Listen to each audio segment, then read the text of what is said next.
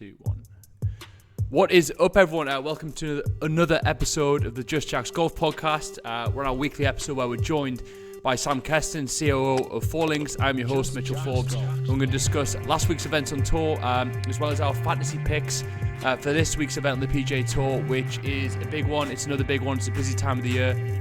We're off to Bay Hill for the Arnold Palmer Invitational, which is always an interesting challenge for the players. But Sam, before we get into anything golf related, the GOAT, Tiger Woods, third major car crash, deflating as it was, I'm not over it yet, but I feel better in the fact that he's alive. What were your initial thoughts, reactions, hot takes? Yeah, I mean, when I saw it, when you saw the news and then you turned it on, and then, almost instantly after they turned on the news, they were showing images of his car. And at the first time I saw the car, I was like, I can't imagine this guy's ever playing golf again if he makes it out of this alive. So I think the fact that, the surgeries have seemingly gone well, obviously he made it. Those were all things that we're certainly grateful for, people who have loved Tiger Woods for a long time. It was sad. It was a sad thing. I think that wasn't the world's best crash investigation. I'll say that. But I think anybody who's a golf fan, you just hope he's all right, and you cross your fingers that this isn't the end of the Tiger Woods story. Yeah, I mean, it's almost what we've come to expect as golf fans and Tiger Woods fans, is that Tiger Woods' career has never been a straight line. It's never been predictable, that's for sure. But I think it's sort of hit everyone hard in the fact that over the last 3 years specifically, he's managed to gain the respect and trust of some of the people who may be against Tiger in his formative years, who maybe judged him for his previous wrongdoing, shall we say? Going back to 2009 and the fire hydrant incident, the mass cheating. Obviously, the recent documentary on Tiger exposing some of his, I guess, not so colourful past. That being said, though, he has won the heart of a lot of people. He has showcased himself to be just another human outside of the golfing realm. He's got kids. He's in a relationship. He's got worries and problems just like anyone else. And you never, no matter if you like or dislike Tiger, you never wish that sort of incident upon anyone. And it was weird because, I didn't actually find out from social media, which is different now. If I saw it on social media, I wouldn't have believed it initially. I thought, is this a hoax? Like, what's going on? It's not April Fool's Day yet. But one of my best friends, who is also a massive Tiger fan, texted me. He was like, mate, Tiger's been in a car crash.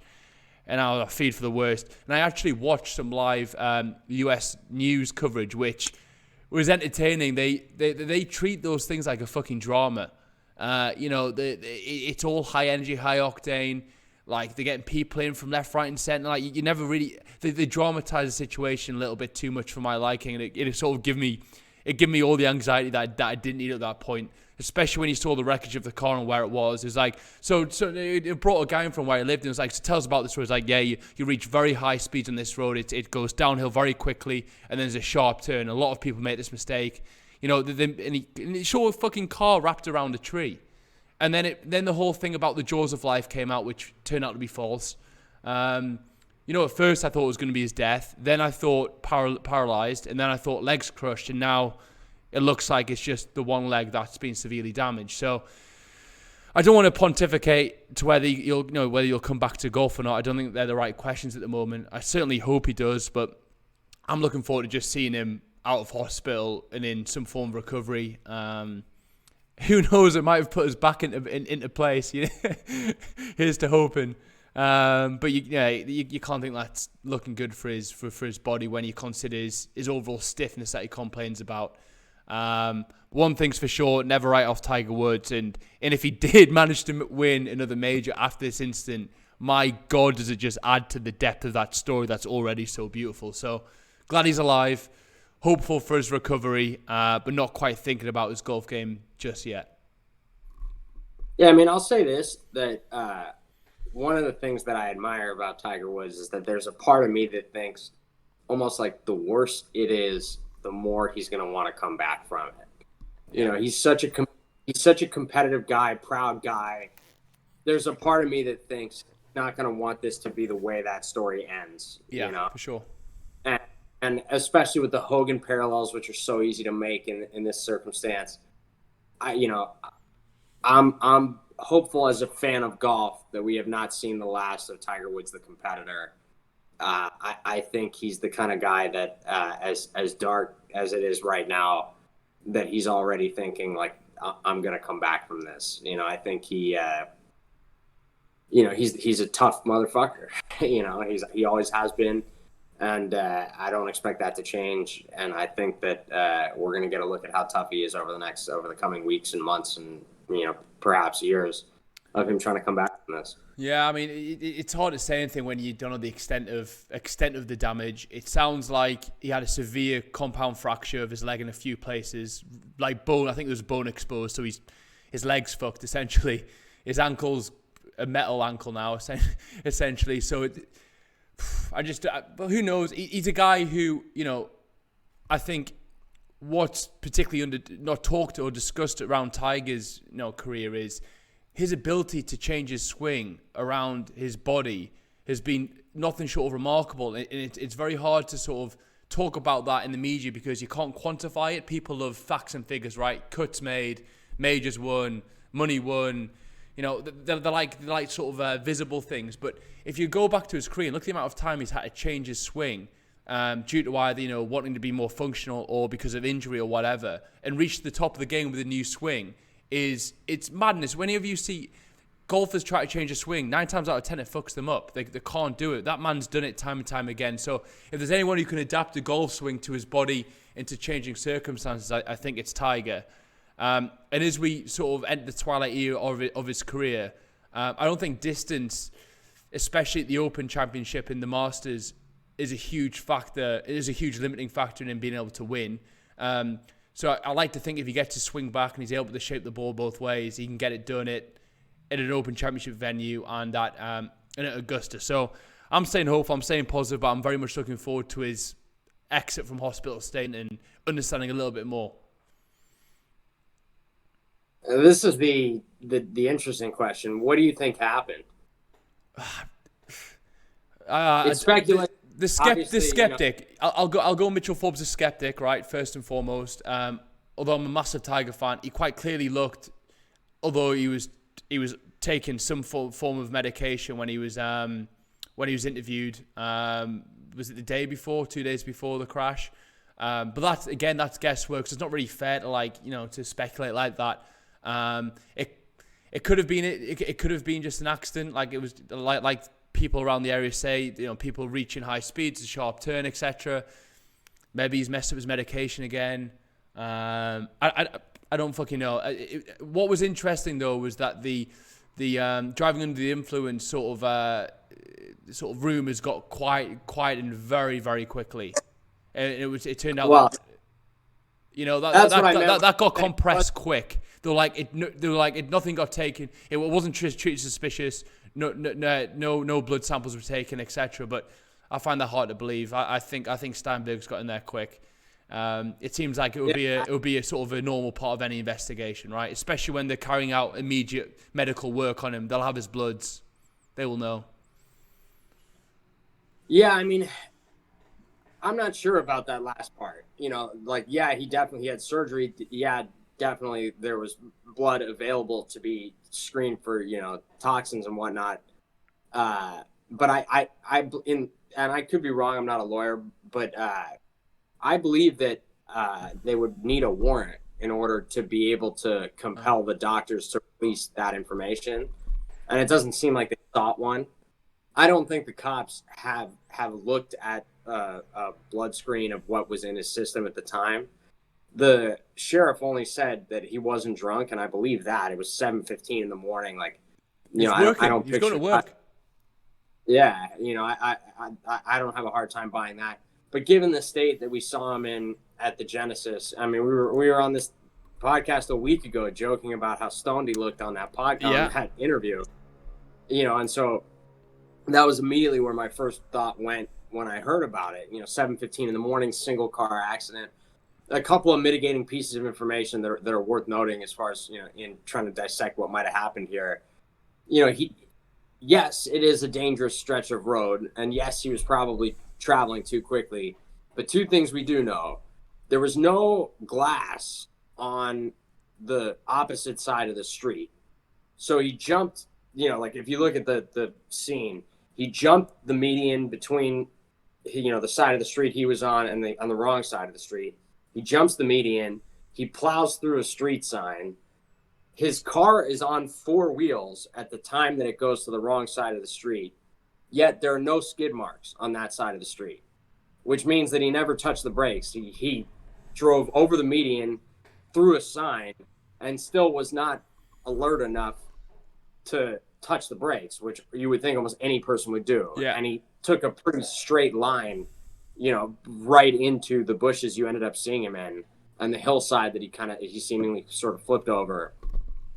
If I had to guess, if I had to put all my money on it, I would guess that if they did get that blood back, you would find some painkillers and maybe some Ambien in the system. And I would bet that those were certainly contributory, in the accident itself.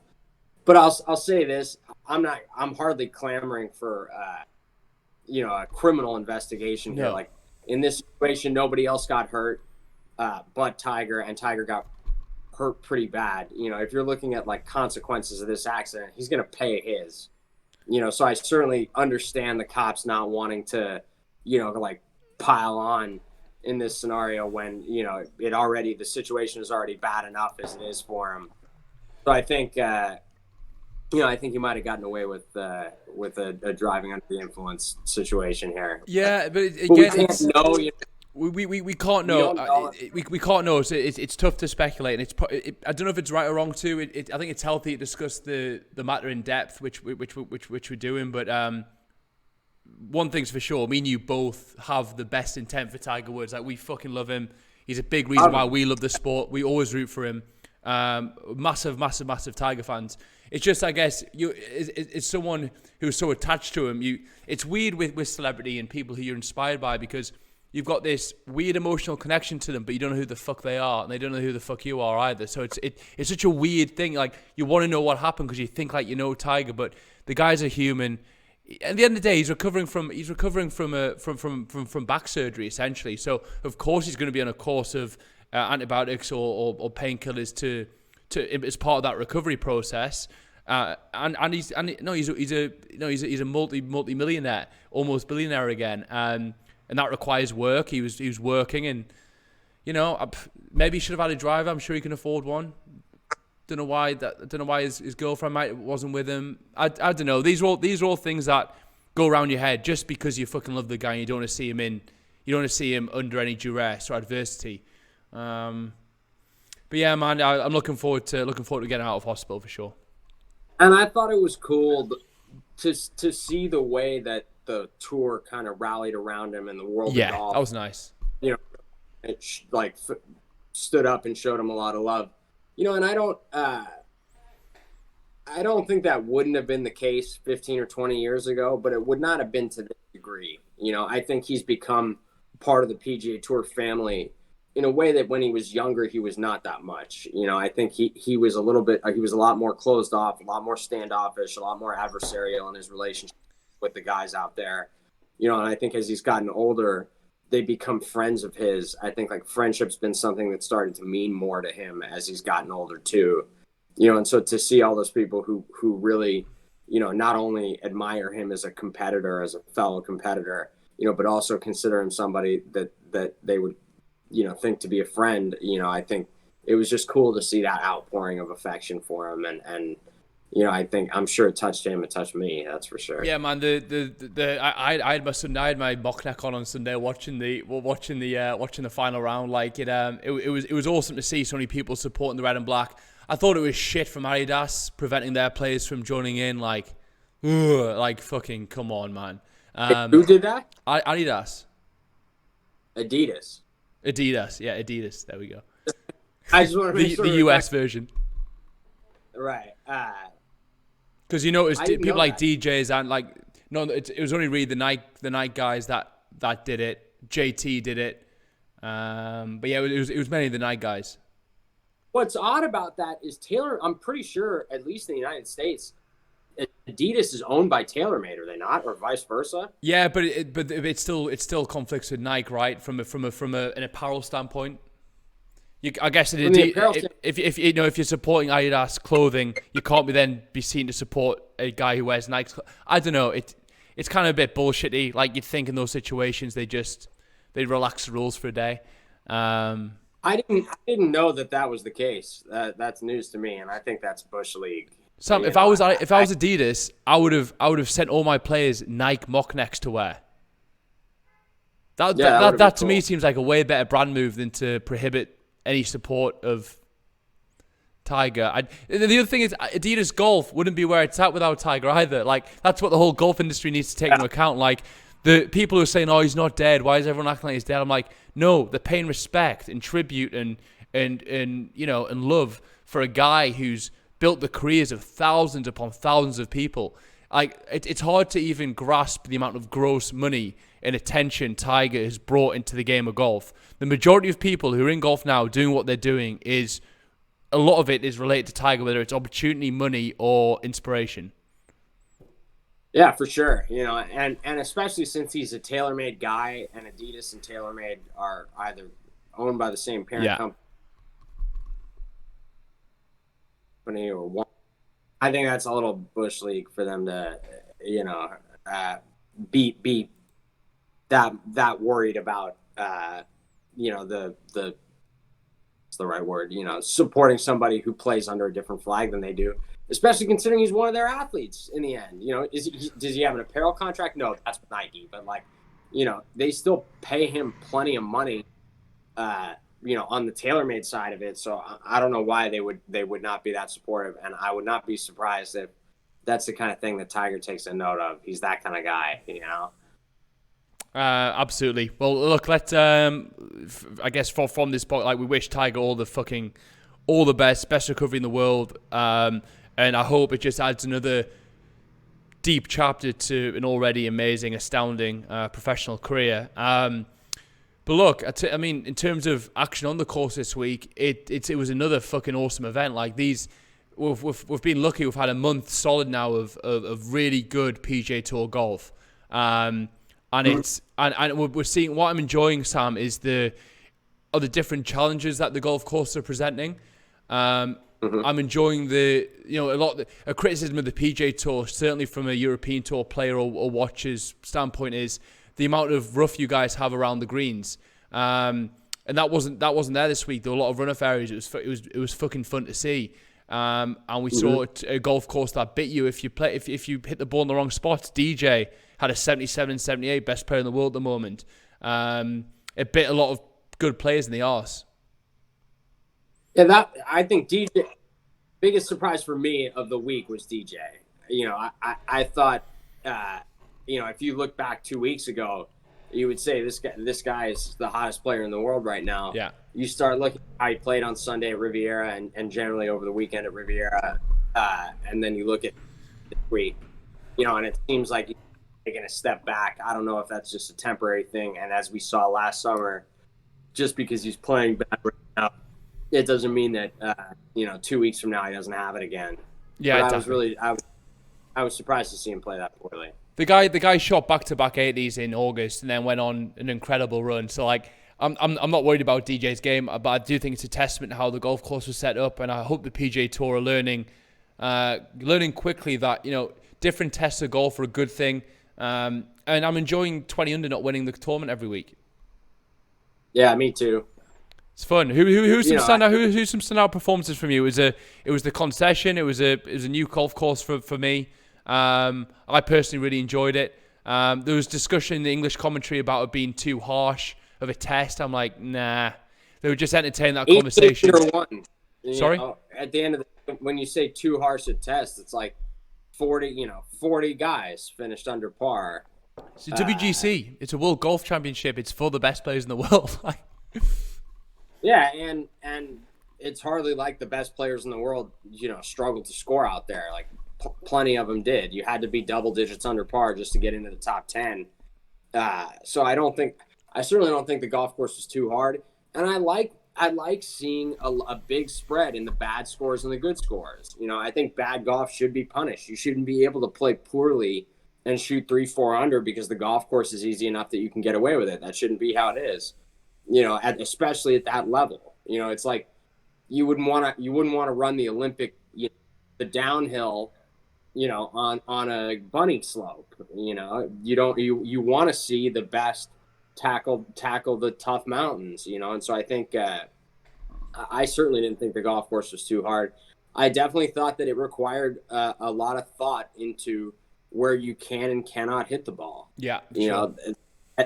At the end of the day, you had to manage your golf ball. The ridges and slopes and the greens kind of really did a good job polarizing the results, so that if you hit a quality iron shot, those slopes would be helpful in feeding the ball towards the flags. If you didn't hit a quality iron shot, they would be repellent and move the ball away from the flags. And so I think that helped kind of push the gap wider between the players who were playing well and the players who wouldn't.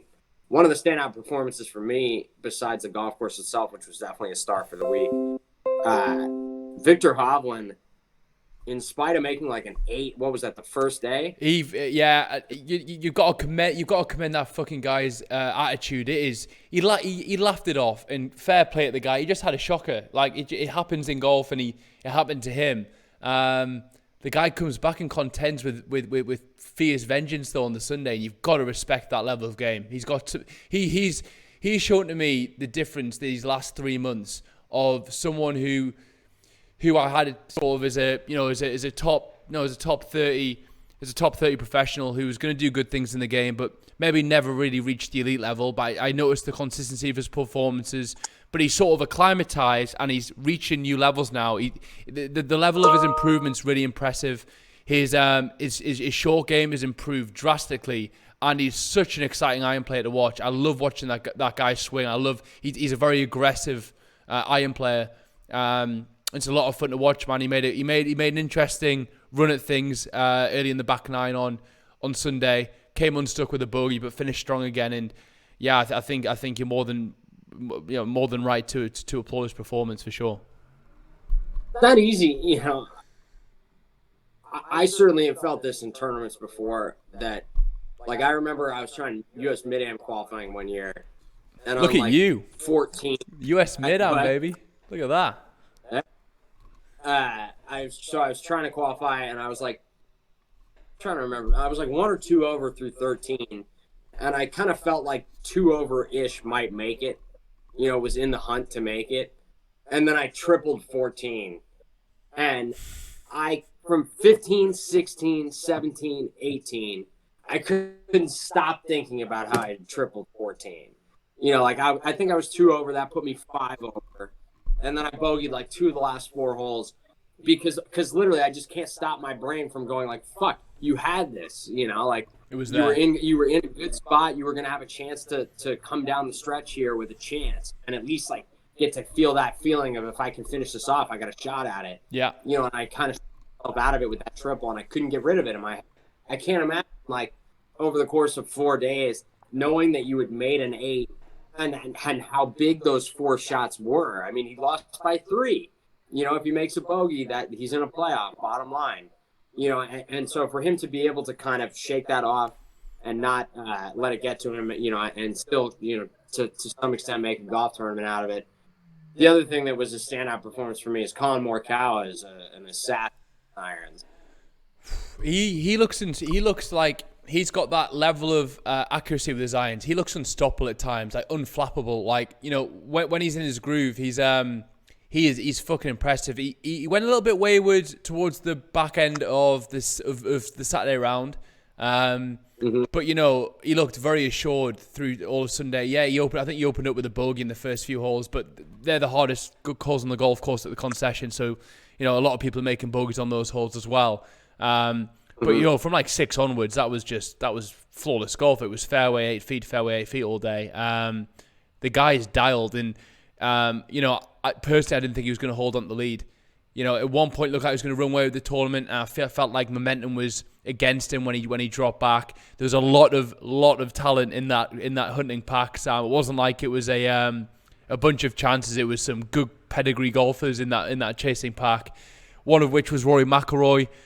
Good to see him bounce back from a missed cut with a was it a top 5 performance, I think. Disappointing Sunday. Again, I mean, one thing I'm going to take away from this week is his approach play looked a lot sharper than usual. He was hitting the ball closer and making more putts, but he's still got those fucking 4-foot pulled putts missed in him on a Sunday. I don't know. I've said it before. I'll say it again in this podcast. With Rory McIlroy, he's such a talent. He's such an established talent. He's done it before. He will do it again. It's just putting himself in position time and time again. It will click for him. It just will. The guy's got too much in his lock for it not to. The guy, in my opinion, is in third gear. He's got another 2 gears left. He's finishing top 5, top 10 most events. So I'm still optimistic for Rory. I was impressed with Tony Finau. He made a triple. He made a 7 on Sunday, then followed up with 5 under through 5 to put himself back in contention. That was fun. Little stretch of golf from him. Yeah, I mean, I don't know that he got himself back into contention. Well, he got back to 11 under through 8. Right. He got back to it in Hunt. I know 18 under won it overall, but at the time I think it was like 3 back. Yeah. No, that's thereabouts. Yeah, I thought he was kind of a disappointment. He had a good Thursday, Friday, and put himself in a position. I kind of thought he was going to have a chance, give himself a good shot at it coming down the stretch on Sunday. He had a rocky Saturday, kind of left him a little ways back, and then after that on Sunday, pretty much sealed the deal for him. I agree that making those birdies, it's a weird thing. I'm not, this will sound a little cranky, but I'm not that impressed with the guy that blows himself out of the golf tournament and then gets red hot, just to get on the periphery. No, because that's the point. That's the whole point of what we're talking. That's not the skill in winning. It's timing these runs when the pressure's on when you need to. And I think again we saw Kevin Na perform. I think Kevin Na shot 600 on Sunday. He was nowhere. He was in my fantasy. He was a great fantasy choice because he he was always going to make the cut and he finishes strong. There's a top 20, top 30 every day of the week for Kevin Na. Thank you very much. By the way, we tied third this week in our league, so decent set of results, but shared the points, which was frustrating. But Sam, going back to the points side of things, I want to tell everyone won my first parlay this week. Nailed it on the Thursday. How much did I take? No, who did you take? Oh, what was my parlay picks? I think it was Rory, Rahm, and Brooksy maybe. Do you remember which day? Was it Thursday? It was Thursday. I took, and I didn't want to risk it. I was gonna think, all right, my luck's in. Let's play parlays all weekend. And I was like, just take your 13,000 and run, man. Take the money and run. Take the money and run. Save it for another day. You took Rory over JT. That was a good. That turned out to be a really good move. Boy, he won that in a walk too. Yeah. And then he took Rahm over Schauffele, and Rahm won by 3. That was a shifty. That was a smart. The Koepka pick was a good one. He played very well this, reasonably well this week. Well, I mean, it's another top 10. It just shows where his game's at, right? He's trending. He's going to be a threat at the majors again this year. You've got to think. And look, I don't want to be like the mainstream media and just block out people who aren't good to talk about. But I think we need to pay a word to Billy Horschel as well. A fantastic performance from him. He's always a fun guy to watch play. He's a very stylish golfer. I like his old school style. He's exciting to watch. He's always fun to listen to. Commentates on himself a bit like Jordan Spieth does. And let's not forget he's a previous FedEx Cup winner. He's a good pedigree player that doesn't get too much limelight. I know he's not that kind of guy, and he hasn't quite hit the heights over recent years. But fair play to Billy Horschel. He played some good golf this week. Yeah, and he's been playing some good golf. I mean, I think he's popped up more times than I would give him credit for. Let's take a look. Commercial results. Let's see here. So he finished top 10. Not that much. He finished top 10 at Sony. Didn't play. He hasn't played a ton. He missed the cut at the Farmers. Top 10 at Sony. Didn't seemingly play well at Kapalua. He's played less than I thought he did. Did he have a good season last season? Is that what I'm thinking of? He finished 6th at Zozo, 8th at Mayakoba, 9th in Phoenix, 9th in Mexico. Shit, there's some finishes. He's bankrolling his Billy Horschel.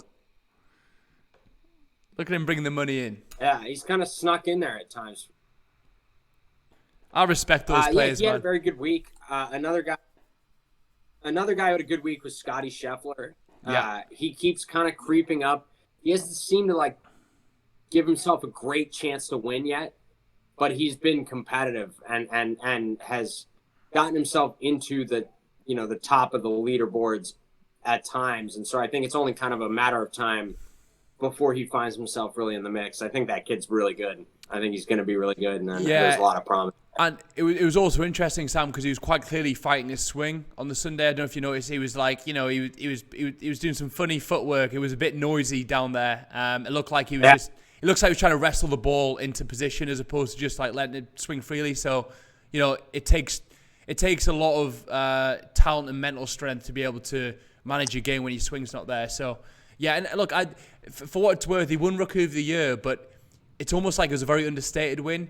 I feel like if Hovland had won that award, I feel like Hovland came out of last year with the most sort of stature. It's almost like Scotty Scheffler's quietly done it. He hasn't made a raucous yet, but you got to admire. I love his talent. He's got some raw power. I like him a lot. There's been kind of that group of Doc Redman, Maverick McNeely, Scotty Scheffler, Victor Hovland, Morikawa and Wolf to his extent as well. Yeah, Morikawa, Wolf. I mean, those guys have kind of pushed themselves a level above, But of those four guys, it certainly looks like Hovland and Scheffler have kind of created some distance between those two guys and a McNeely or a Doc Redman or Doug Gim or a Bo Hostler or any of those kind of young recent college guys. Absolutely. Well, let's jump into this week's picks, and we haven't got long left before we both need to shoot. But it's one of my favorite weeks on tour. It's the Arnold Palmer Invitational. It's Bay Hill. It's a shame Tiger's not here. To Tiger Woods' course, of course. We all know that. It's an exciting venue. I can't wait. Who we got, man? Let's get straight into the picks. Who we got? Group A: Bryson DeChambeau, Tyrrell Hatton, Hideki Matsuyama, Rory McIlroy, Paul Casey, Patrick Reed. Kind of a step backward field-wise from the last 2 weeks. No DJ, no Koepka, but you do have Rory, no Thomas, no Schauffele, missing a few of those top 10 players in the world. So some guys that are, in Group A this week, like a Paul Casey or a Patrick Reed, those guys, are not ordinarily Group A guys, but this week they are. Hatton obviously won here. God, was that the last one? Yeah, mate. He's the defending champion. And can I quickly interrupt just before we go further into those picks, Sam? It's interesting this week how a lot of the big players have used this week as the rest week, which I think the Arnold Palmer Invitational needs to address because there's a lot of big events getting clustered together at this portion of the year, right? I mean, it's littered. You've got WGC, you've got the Arnold Palmer Invitational, you've got the Players Championship, you've got the WGC, Dell Technologies, and then it's into the Masters. It's fucking packed. And man, the API. This is an important tournament for the identity of the game of golf with the Arnold Palmer affiliation. It's Bay Hill, which has got that Tiger-esque sort of feel about it. He sort of staked his claim there over the years. If I was them, I'd maybe look. I know it's the Florida swing, but I'd look at strategically placing that elsewhere. Yeah, I noticed schedule-wise it was a little weird to me. I saw that. The Players Championship had been. Ordinarily, the Players Championship's the last Florida event. There's usually Bay Hill, the Honda. There was one more. It used to be Valspar. Oh yeah, I forgot you've got the Honda Classic coming up as well. I missed that. Yeah. But the Honda. But what's weird is that this week is Bay Hill. Next week is the Players. The following week is Honda. So you're sandwiching two of the next rung down Florida events from the Players are on either side of it rather than the lead up to it, which I thought was a little strange. I think you might get a better Bay Hill schedule if a better field at Bay Hill if the players wasn't next week. If you put maybe the Honda or some other like more filler event in between, for sure. So I think that might go a long way towards improving the quality of the field here. I also think, and obviously this is a little sad to say, but like with the passing of Arnie, it just doesn't have the same. With the handshake on the 18th. Yeah, and it's Arnie's place. It's such a. But maybe it goes the other way, Sam. Maybe it should be stronger now, because just to impose his legacy on the game, it would be a shame for that. You know, I like to think if when Tiger Woods has an event in the main in the main calendar, I like to think that event is magnified after his passing. Yeah, I think that's maybe true for the year after, and like when it's the first one after that. But I think, as time goes on, like, look what happened to the Byron Nelson after Byron passed. That is a fair point. It becomes a second string event. I get it. Right. I just think that gravitational pull that the big guys have towards getting you to play. And I think the Memorial's a little different. It's such a great golf course that I don't know that one will see a fall off if knock on wood Jack ever passes. But it came out wrong. It's supposed to sound if he ever passes. Is he? Yeah, he's a turtle. He just got caught in my own syntax. I think you'll see that a little bit. But it's going to be a blast. I mean, the golf course is a lot of fun. I think you can make birdies out there. You can make big numbers out there. There are a lot of great risk-reward holes. It's a fun course to watch. I enjoy watching Sundays at Bay Hill. Okay, so who's your Group A pick, Sam? That's your question. How are you going to build on the tied third performance? Man. I mean, I always seem to go with, like, the big favorite. But I think I'm going to go with Rory. I think he's played a lot of good golf this year. He hasn't put it all together for 4 rounds, but he's a Florida guy. He's really comfortable in Florida.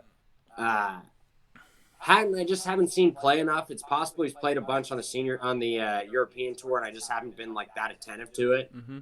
But I just haven't seen him play a ton of golf on the PGA Tour lately, so it's hard for me to pull the trigger on him. DeChambeau doesn't seem to be driving the ball very well. Doesn't seem to be driving the ball well. I think he hit one fairway in his last outing. Yeah. So I just don't think, especially at Bay Hill, I don't think you can win driving the ball like that at Bay Hill. There's some courses you can, but I don't think this is one of them. No. Patrick Reed wouldn't be a bad guess if the wind kicks up and if it turns into the tournament we saw when Hatton won it last year. Like, if I remember right, it was baked out fast, and it was a low winning score. I don't remember what it was exactly, but take a look at that now. Yeah, I mean, the thing with Patrick Reed is, Sam, though, his short game evaded him this week, which was interesting. He wasn't as sharp around the greens, which is something to consider, because I think at Bay Hill there are going to be more missed greens. They're quite small greens, right? Hatton won with a total score of 4 under par, shooting 2 over on Sunday and still winning.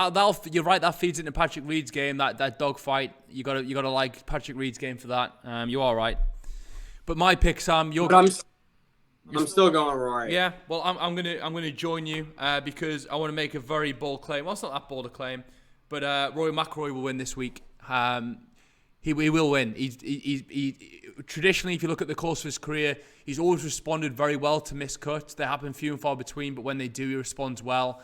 I like how much closer he's hitting the ball, Sam.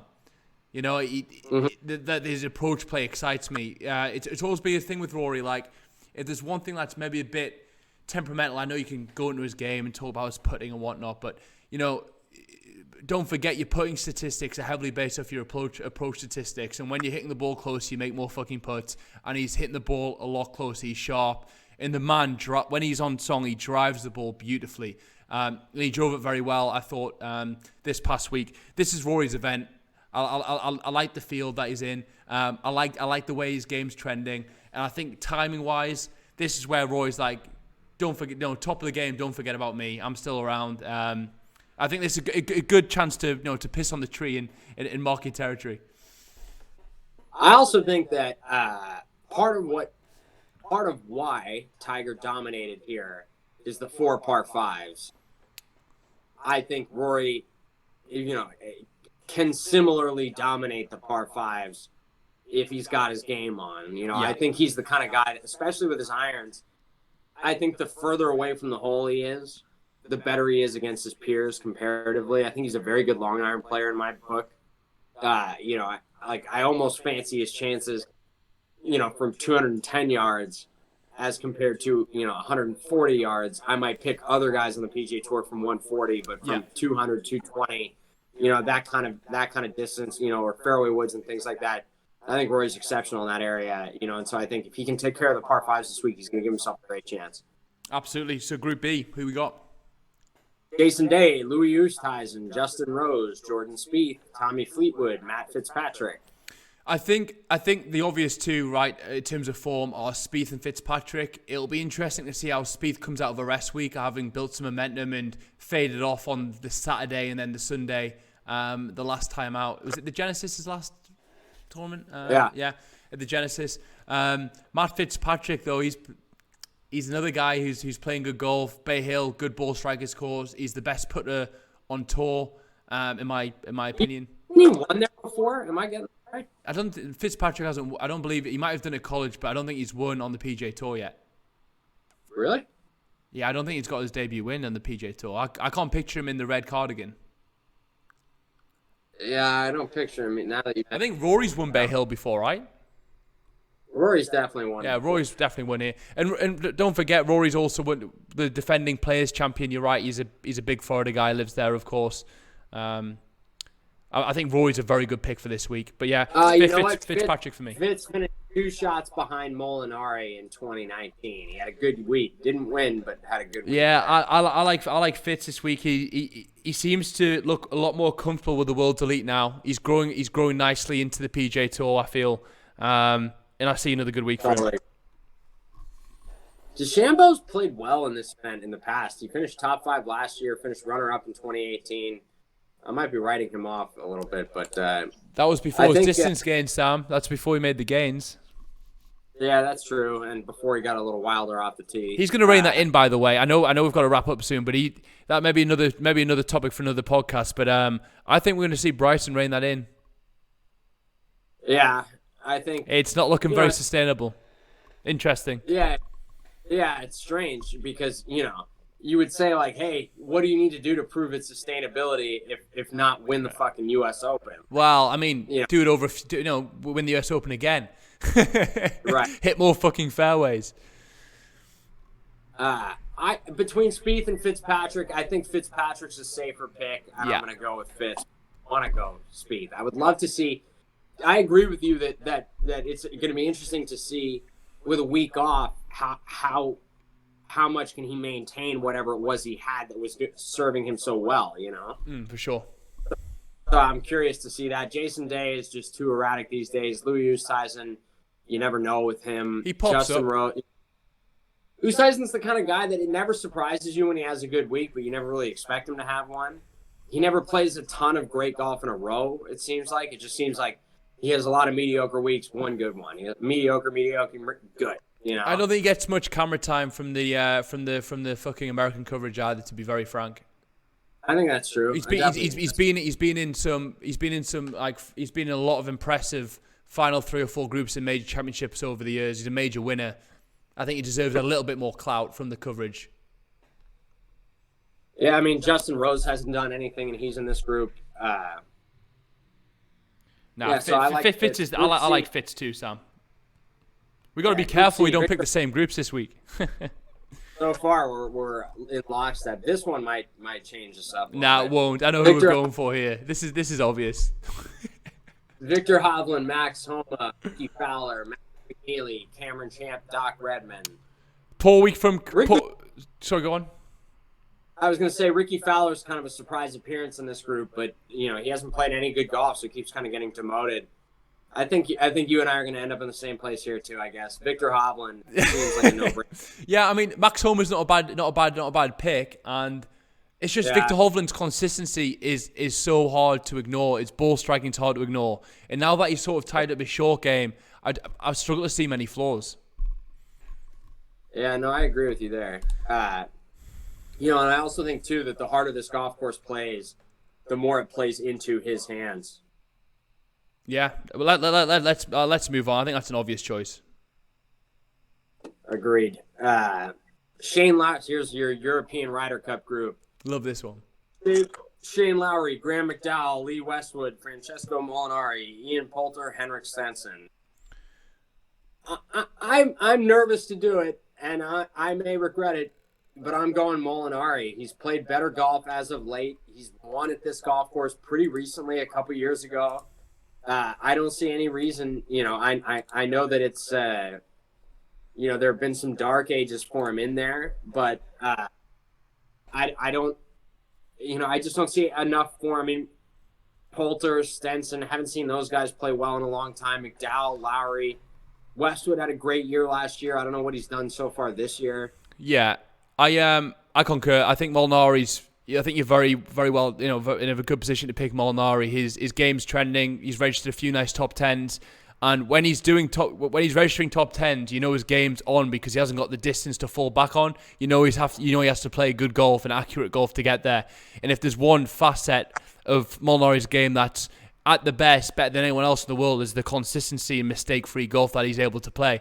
We saw it at the 2018, the Open Championship. I think his last 2 rounds he went bogey-free, which is pretty outstanding, right? He wasn't the same guy after Tiger did what he did to him at the 2019 Masters, but we're seeing him. He's had a few life changes. He's coming back strongly. Like you say, good memories from here. Won here before. Rewards accurate golf. And yeah, come off the back of a few good weeks. So I think Molinari is the obvious pick. If you want a low ownership pick, don't be surprised if Lee Westwood's up there again. He had a poor week last week, but generally speaking, you're not going to find a more accurate driver of the golf ball from the fairway. You got to expect some good scores, but I don't expect him to light the field up. I'm going to stick with Molinari. And the harder the golf course plays, the more it'll play into Molinari's hands. For sure. Molinari and Westwood's hands, for that matter. Group E, a little international flavor here. Sung Jae Im, Mark Leishman, Corey Connors, Brandon Grace, Siwoo Kim, Rory Sabatini. We've talked a lot about how Brandon Grace has been kind of MIA lately, and he just won in Puerto Rico. So it's nice to see him get a win again. I was happy for him there. And I thought, kind of during that mid-2010s range, I thought he was a definite he was heading contender. Yeah, and so I think it was just nice to kind of see him poke his nose in there again. Mark Leishman's had some success at this golf course in the past. Haven't seen a ton out of his game lately. It's a tough group. Sung Jae Im was at the top a year ago. Back at this event, he had just won at Honda. He was in contention at this event. There was talk about how good this guy was, and then he kind of just COVID derailed his momentum, and we haven't really seen him since. Brandon Grace, I'm worried about the guy who hasn't won in a while, wins and kind of takes a week off after it. I'm gonna go Sung Jae Im, but I don't love it. We're mirroring each other this week, Sam. I can't help but go for Sung Jae Im. I think the thing with Sung Jae is he's still showing flashes of his brilliance over the past recently, right? He hasn't had the finishes to back it up, but you can see that there's still something there, and it's not like a lost cause. Maybe he's just suffering from playing too much, right? I think he had a week off recently, so maybe that feeds into it nicely. And just looking at the rest of the group, I'm just not inspired by the other guys, to be honest. And I look at the best golf of the other guys in the group, and Sung Jae Im's best is better than their best.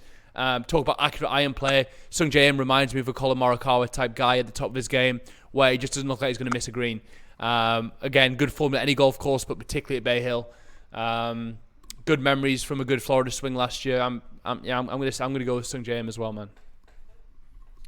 Yeah, I think we may regret that pick potentially. He hasn't been great, but we may. But Sam, I'm maybe getting a bit too cocky, a bit too confident. But my finishes at this of the pick and pulls is you've been red hot. I'm pretty hot, man. I'm top 3 for the last 4 events, I think. Gotta love it. Which is good going with you. I've got to love it. Take us on to Group F.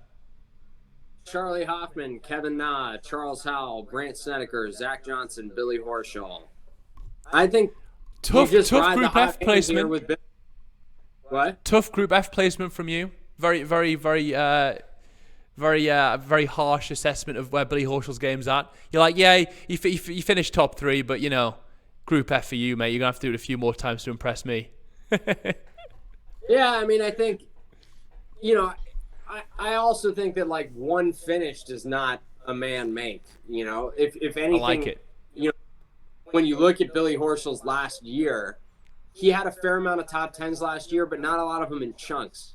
He would have a good week, a few mediocre weeks, good week, a few mediocre weeks. There's just not I agree with you. The two here are probably Kevin Na and Billy Horschel. Those are kind of the two that jump out at me. Has Kevin Na won at Bay Hill? No. It's weird with Bay Hill. I just try and picture him in the red cardigan. I'm like, Kevin Na, red cardigan?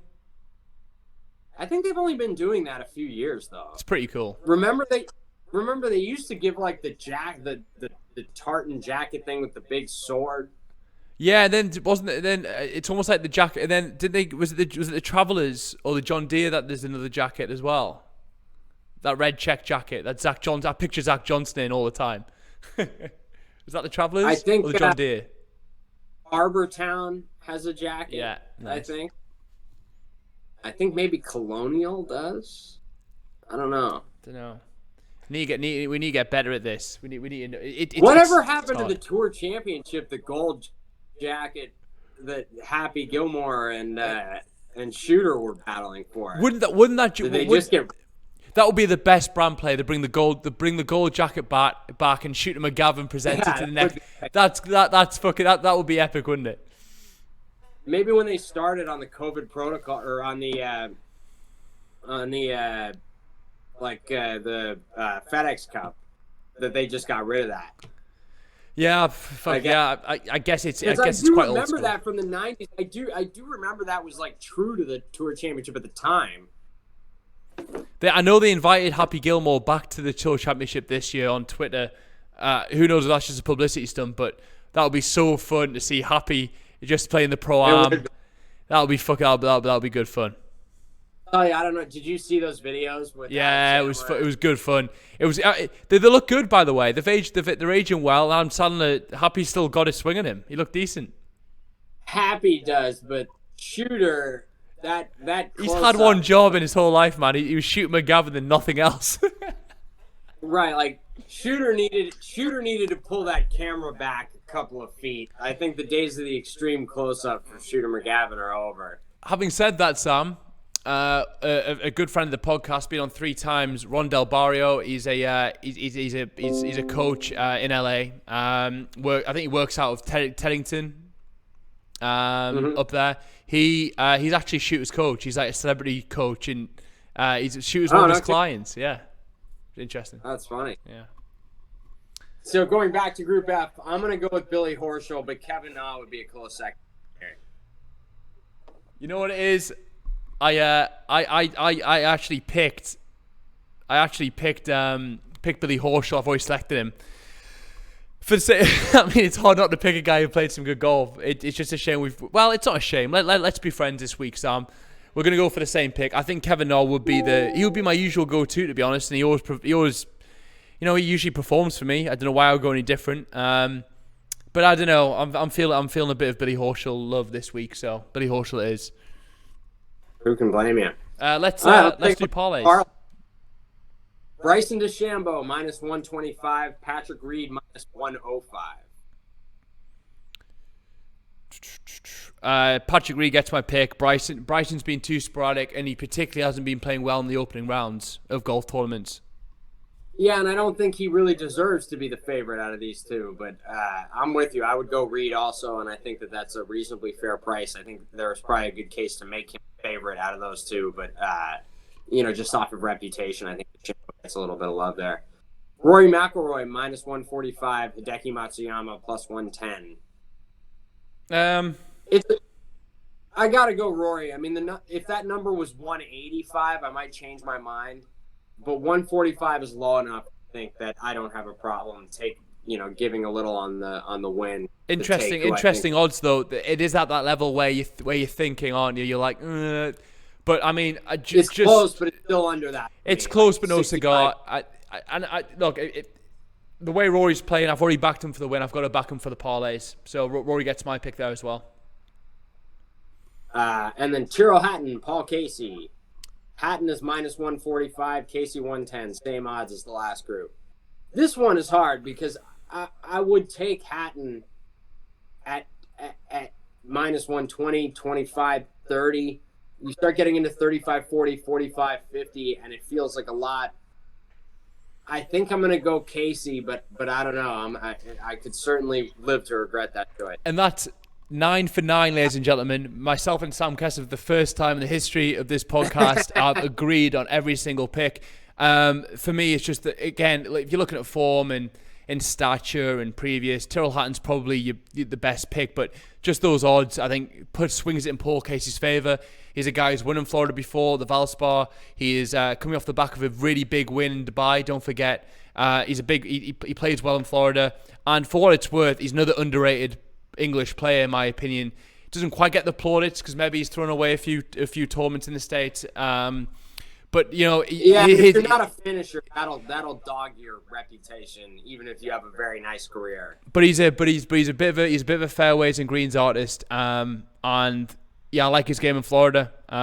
He's played some good stuff lately, like I say, good pedigree, and just for those odds, Paul Casey gets my nod.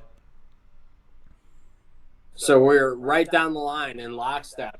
So we better be right, I guess. We are. I hope so, man.